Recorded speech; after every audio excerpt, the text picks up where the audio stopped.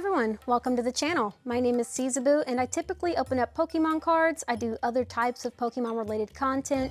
I even do things that are sometimes not Pokemon like Nier or Kingdom Hearts, or I also do travel videos where I go to different anime conventions or just regular travel videos like Disney cruises and stuff. But today is a special type of video because we're starting a brand new series on the channel. It's called Siezaboo's Manga Talk. With Siezaboo's Manga Talk, I figured that we should probably start with a topic that everyone's familiar with on the channel, and that's Pokemon Adventure Series. This is by Hidenori Kusaka and the artist Mato, and I figured that the series is huge. I think that it's underappreciated, and I feel like a lot more people need to know what this is about. So this series actually isn't going to act as a replacement for reading. I highly recommend that if you want to support the original work, that you go to Amazon. They have sales all the time with this, or Barnes & Noble. I've even seen these at Walmart. Pick up the collection and read it for yourself. I want to say that I got this for around $20, which isn't too bad. It has 40 chapters in it. And with each of the series, we're actually going to be covering up to 5 chapters. But since this is the first episode, we're only going to be covering about 3 adventures today. So go ahead and get you a cup of coffee, have a snack, sit back and relax, and let's cover the story of Red in his Pokemon adventure. This collection begins with a message from the creator of the manga, Hidenori Kusaka. He is currently, at the time of recording, 53 years old from Tokyo, Japan, and is known for the Pokemon Adventure Series.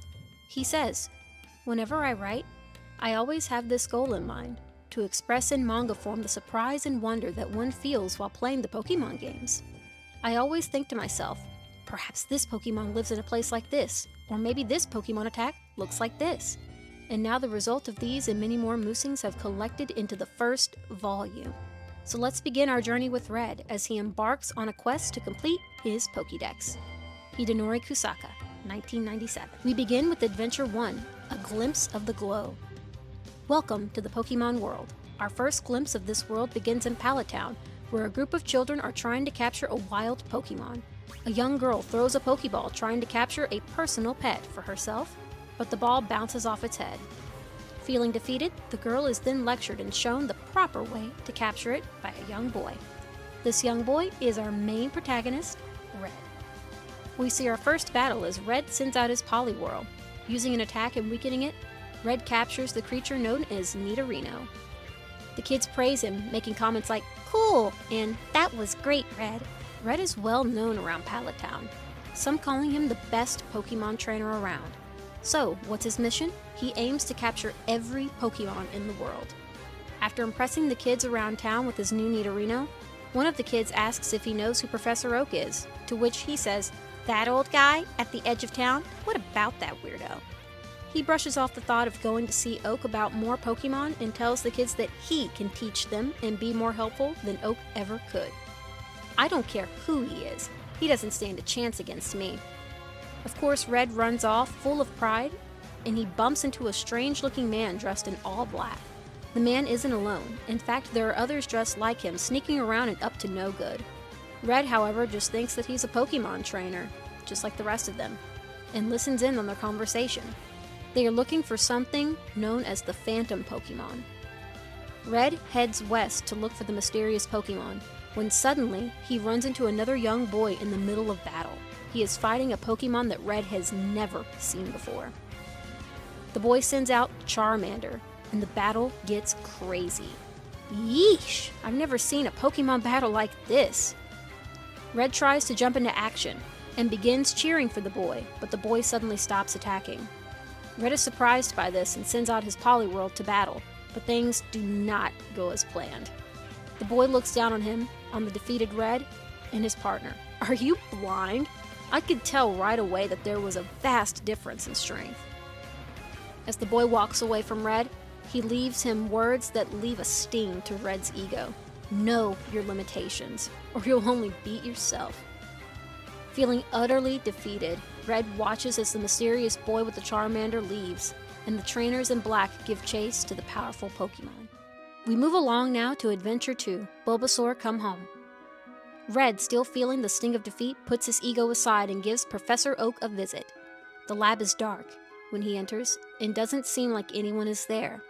But there are a ton of Pokeballs filled with different types of unique Pokemon in them. He picks up one in particular and introduces it to his Poliwhirl. This Pokemon's name is Bulbasaur. As he's introducing the two, the door slowly creaks open. You thief! Someone shouts. Red is thrown off and trips into a shelf of Pokemon, causing them to all be released and go into a rampage in and out of the lab. Red apologizes and tries to chase after the escaped Pokemon, but before he could finish, the man, by now we have learned is Professor Oak, grabs him. He exclaims that he has to get them back before it turns dark, and manages to slip away. The professor grabs his bike and goes with him. You think you can do it all by yourself? You don't know what you're looking for, the professor fusses as the pair rushes off in a hurry. They make it to Viridian City, where they capture Meowth, and then the Bulbasaur from earlier running into an enclosed and abandoned Viridian City gym. Bulbasaur is cornered as Oak approaches him and decides to counter with a powerful headbutt straight to the stomach. Red is then given the chance to calm him down instead. Don't be afraid, Bulbasaur. Of course you're nervous. You were kept separate from the others in the Pokemon lab, weren't you? The Bulbasaur calms down and appreciates Red's kind words, but their sweet moment is interrupted by an enraged Machoke. Bulbasaur and Red jump into battle and try to calm it down.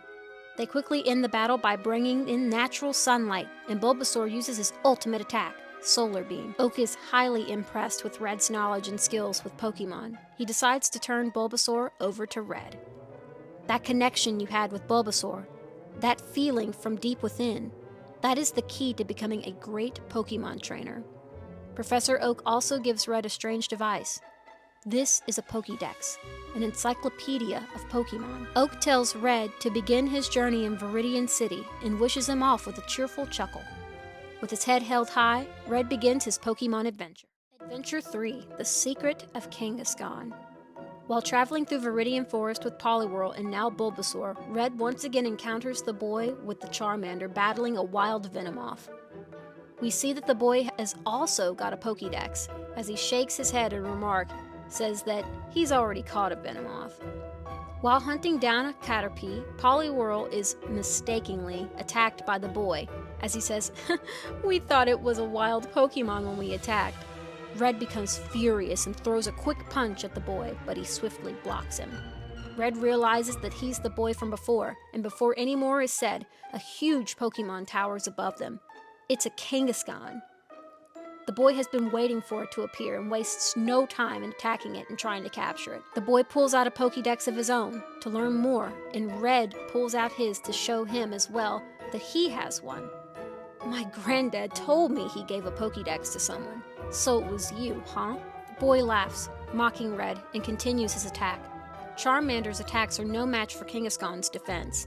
That's when Red notices something strange and sends out Poliwhirl to cool down Charmander and rush to Kangaskhan's aid. It turns out that it was just trying to protect its injured child who had been poisoned. No wonder you were trying to protect your pouch. If the fire hit it, your sick baby would have gotten badly hurt. Kangaskhan gives Red a grateful look as he uses the antidote to cure its baby. It happily leaves.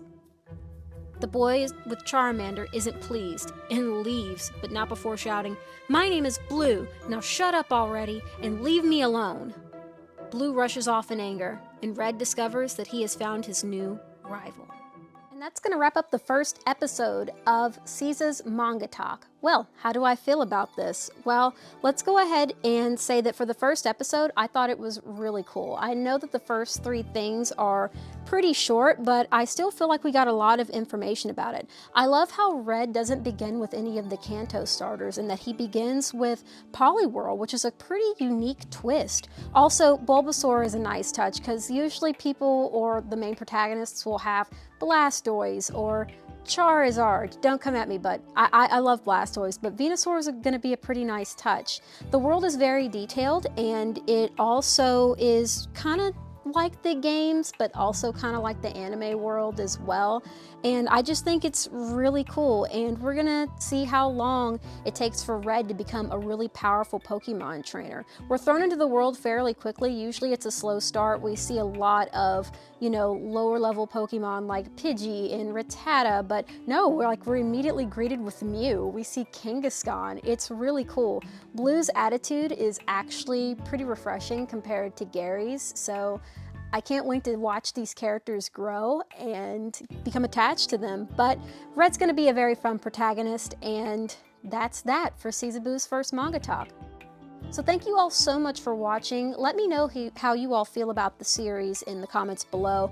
If you think that there's other things that I should talk about. But like I said, this is going to be a fairly long series. We're going to cover a lot of adventures. So make sure that you like and subscribe to the channel so that you don't miss out. You can even follow me on Instagram where I'll be updating you. We're going to try to follow a schedule. I'll try to be posting these every Monday, and I will post if something happens and I can't post. But until then, please be sure to like, subscribe, and leave a comment, and I'll catch you all next time with more Siezaboo's Manga Talk. Until then, peace out. Bye.